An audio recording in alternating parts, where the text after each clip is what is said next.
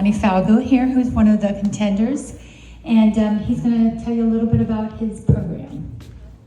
All right. Thank you. Love it.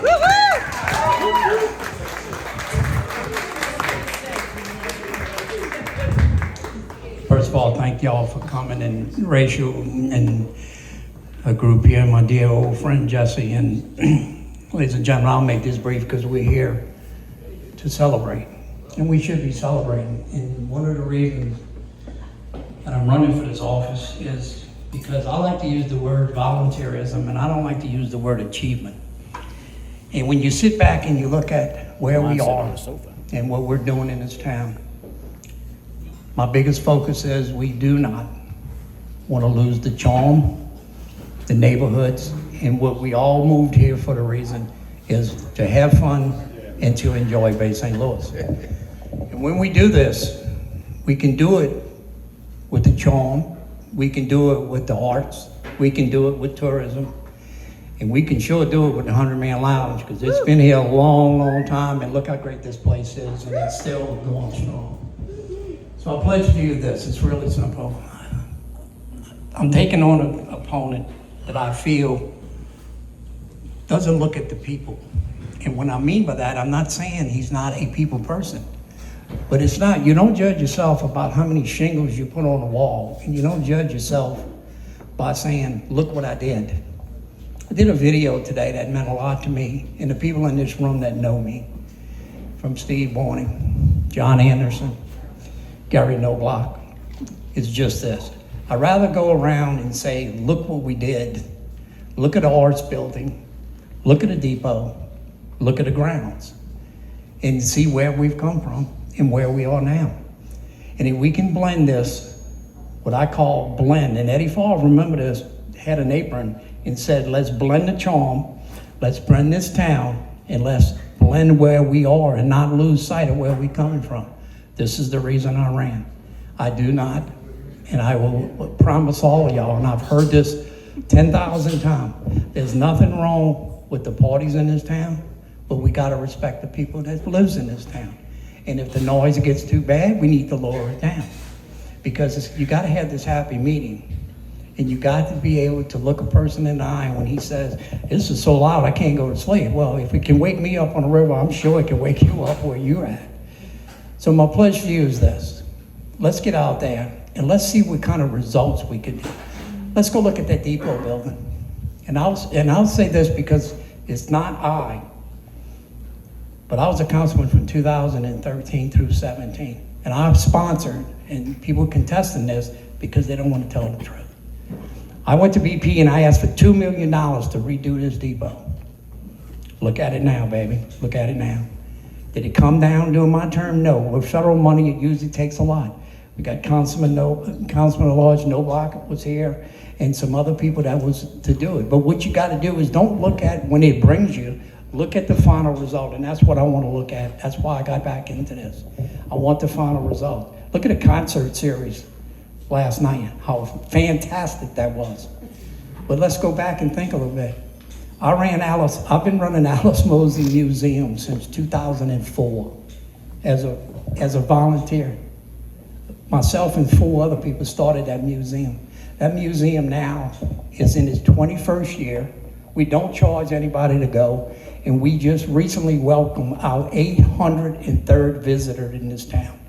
Because it's not about what you do, it's what the end result is, and look at it now. Look at the Depot series. That concert series last night. If some of us old people like John Anderson can remember this, we had,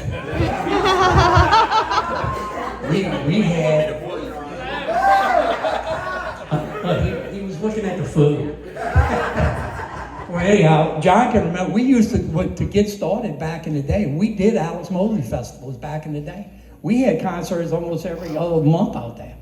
And now to see with this new tourism director and what we're doing now and where the city is coming, hey, we got to keep this going. I promise you we will keep it going. And I'll promise you that when we win Tuesday and get these people out, I'll be accountable to y'all. Yes. Because let's not lose the charm. And I'd like to just acknowledge some people that are very special to me. First of all, my wife, Tina. Where's she at? She's over here in the corner. I see an old face, and you know, I gotta say this because I'm an old Cajun from Louisiana. And I got a gentleman back here that we've been friends this long, and he took the time. He's an alderman in Long Beach. His name is Pete McGooey. And him and his wife came over here just to say hello and to support me. So for my dear friend Pete McGooey, thank you from the bottom of my heart. Yes, Pete McGooey. And this gentleman here, and this is not about politics, this is about saying thank you. When you put yourself in public life, it's hard, it's tough, and people say things that shouldn't be said. But you know what? You just gotta keep trucking on, and remember this, look for the end result. Don't look at the words, look at the production. And I want to congratulate this gentleman. He just ran a race. He ran a very successful race, but he wasn't victorious. But he's given 8 years of his life running a business with his family and giving so much back to the community. I think we all need to give a round of applause to Gary Nowak.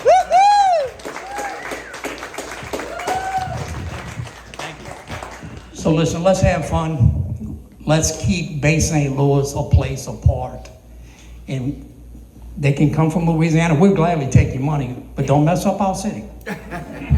We'll come on over from Orange Beach, but don't mess up our city. But one thing I promise you, and I've heard this at least 9,000 times, I promise y'all, we will not turn this into a concrete jungle. We will not have Orange Beach downtown. We will have peace, quiet, civility, and we will all get alike.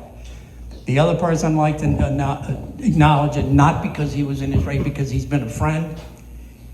He taught me so much about ordinances over the last years, 10, 15 years, and in his own right, he was one of the first people to write ordinances and knows the ordinance book probably better than anybody to this day, and I want to say thank you from the bottom of my heart for Tad Black. And thank you for your service, for everything. Thank you. Yes, sir. You heard it. You heard it, and I got to give him $1. But anyhow, listen, thank y'all for coming. The Lava Lounge is a great place. And then the last person I want to thank is I met this guy years ago, and he said to me, I'll help you. And I said, who is this man covered in dirt? And he stayed a friend for a long time. He made a video yesterday that just blew me away because of our friendship. When somebody puts their business on the line and he's standing there saying, this guy's been good to me. And for 10 years I've been knowing this man, and we are behind the scene guys. We've done so many things behind the scene that people just don't understand. I'd like to say thank you to Steve Barney. Thank you all. Let's have some fun. We have plenty of food. The bar is open. Rachel, I love you. I thank you. And my buddy, Jesse. Hey, Lonnie, let me tell you one thing real quick. Yes. Nope. Just want to say one thing. Tuesday, call your friends. Yes. You don't know how important it is.